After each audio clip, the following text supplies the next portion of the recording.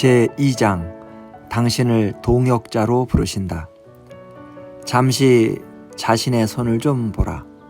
손등 그리고 손바닥, 자신의 손가락 하나하나를 찬찬히 뜯어보라. 엄지로 다른 손가락 마디를 쓰다듬어도 보라. 당신의 손에 관한 다큐멘터리를 제작한다고 해보자. 제작자가 당신의 손을 중심으로 지난 인생을 풀어보라고 말한다. 무엇이 보이는가? 당연히 다큐멘터리는 아기의 주먹에서부터 시작될 것이다. 그 다음은 엄마의 손가락을 꼭 쥔 조만만한 손이 클로즈업 된다. 그 다음은 의자를 꽉 쥐고 걸음마를 배우고 있다. 그 다음은 숟가락을 조물거리며 숟가락질을 배우고 있다. 얼마 있지 않아 당신의 손이 아빠의 얼굴을 부드럽게 쓰다듬거나 강아지를 간지린다. 그러다 갑자기 손이 공격적으로 움직인다. 오빠를 밀치거나 장난감을 획 잡아당긴다. 우리 모두는 손이 단순한 생존 도구가 아니라는 사실을 일찌감치 깨닫는다. 손은 감정을 표현하는 통로이기도 하다. 똑같은 손이 누군가를 도울 수도 있고 해칠 수도 있다. 내밀 수도 있고 움켜쥘 수도 있다. 남을 일으켜 세울 수도 있고 남을 짓누를 수도 있다.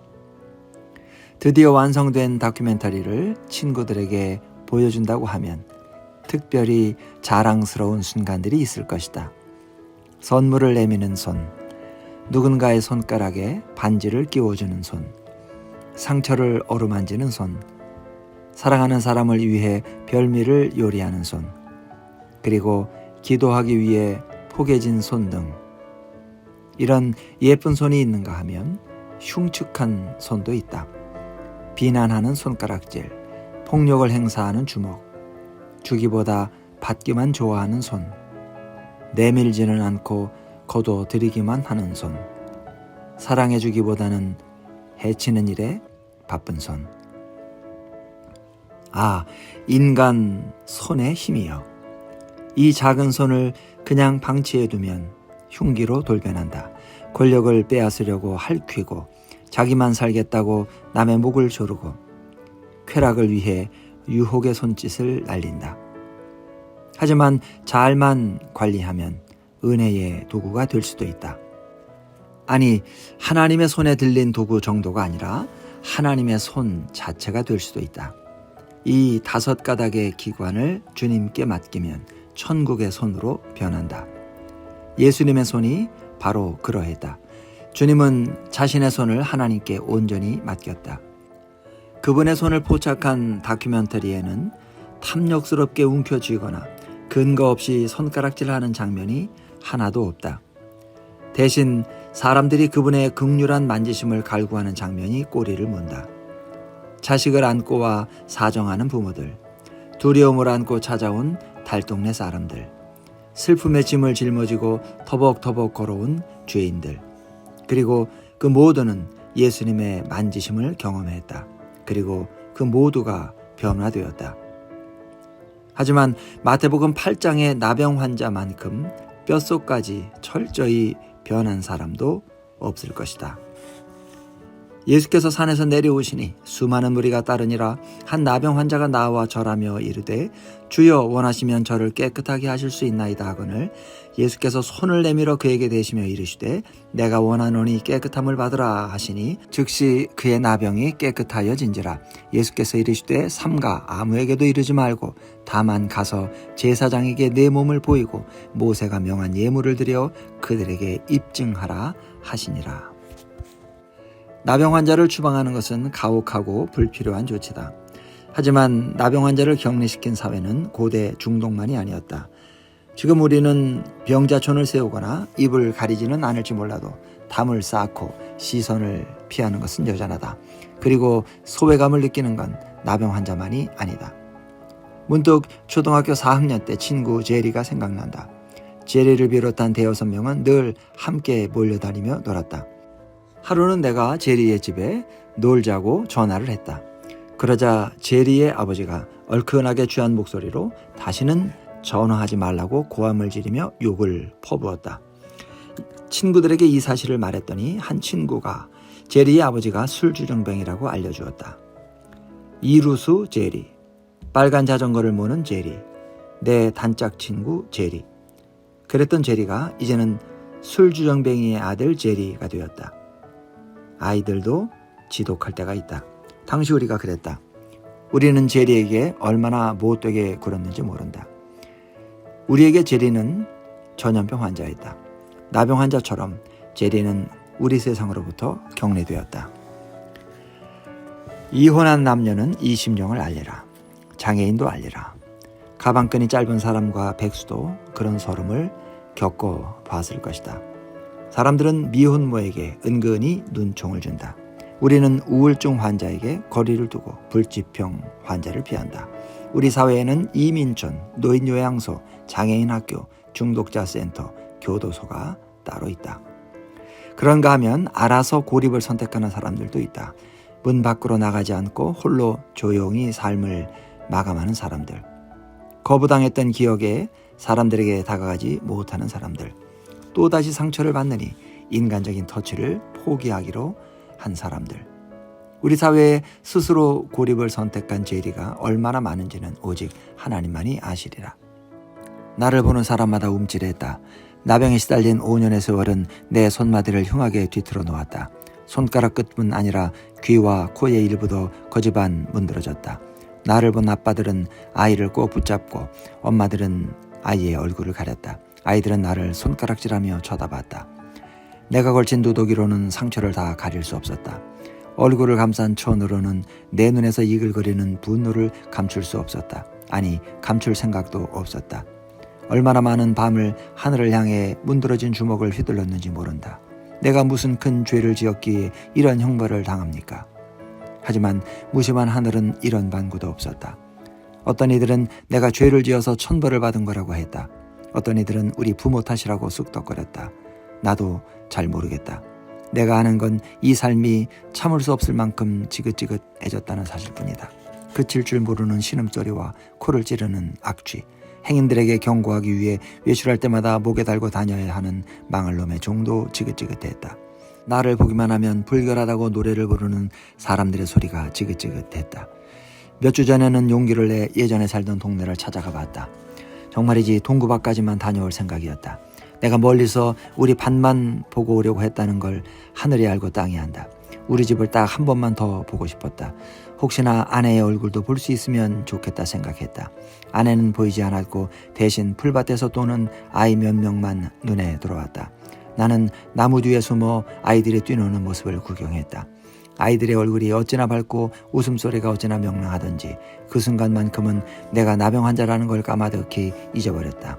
농부요, 아버지요, 인간으로 다시 돌아간 기분이었다. 아이들의 행복감에 나도 덩달아 취해 나무 뒤에서 나와 등을 꼿꼿이 펴고 깊이 숨을 들이마셨다. 그때 아이들이 나를 보았다. 그 즉시 아이들은 비명을 지르며 뿔뿔이 흩어졌다. 하지만 한 명은 그 자리에 서서 나를 보며 머뭇거렸다. 확실하지는 않지만 아무래도 내 딸인 것 같았다. 정말 확실하진 않지만 녀석이 아빠를 알아본 것 같았다. 녀석의 표정이 오늘 내 발걸음을 이끌었다. 물론 누가 보아도 무모한 짓이었다. 위험천만한 짓이었다. 하지만 어차피 더 이상 잃을 게 없는 인생이었다. 스스로 하나님의 아들이라고 하는 사람, 그분이 내 하소연을 듣고 나를 죽이든지 치료하든지 해주겠지. 그렇게 죽기 살기의 각오로 그분을 찾아갔다. 믿음이 아니라 절박한 분노가 내 안에 용기를 일으켰다. 내게 이 천형을 내리신 분이 직접 나를 고치든지 모진 목숨을 끝내든지 해야 한다고 생각했다. 그런데 그분을 보고서 나는 변했다. 알다시피 나는 시인이 아니라 무지렁이 농부다. 내가 본 것을 멋들어지게 표현해낼 재주 따위는 없다. 그래도 최대한 묘사해 보면 그분의 얼굴이 유대의 아침과 같았다고나 할까. 유대의 아침은 너무나도 신선하고 해돋이는 너무도 찬란해서 한 번 보면 전날의 무더위와 잠시 전의 상처를 까마득히 잊고 만다. 그분이 입을 여시기도 전에 사랑이 공기를 타고 전해졌다.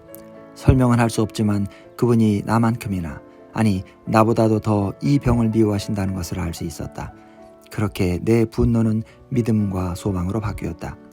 바위 뒤에서 그분이 언덕 아래로 내려가는 모습을 지켜보았다. 많은 사람들이 뒤를 따르고 있었다. 그분이 몇 발자국 앞까지 이를 때까지 기다렸다가 내 모습을 드러냈다. 선생님. 그분이 발걸음을 멈춰 내 쪽을 바라보셨고 동시에 무사람들의 시선도 내게 쏠렸다. 순간 공포의 안개가 현장을 짙게 뒤덮었다. 황급히 두 손으로 얼굴을 가리는 사람들, 재빨리 엄마 아빠 뒤로 숨는 아이들. 부정하다. 누군가 소리를 질렀다. 다시 말하지만 그들을 탓할 마음은 추호도 없다. 나는 말 그대로 죽음 덩어리였으니까.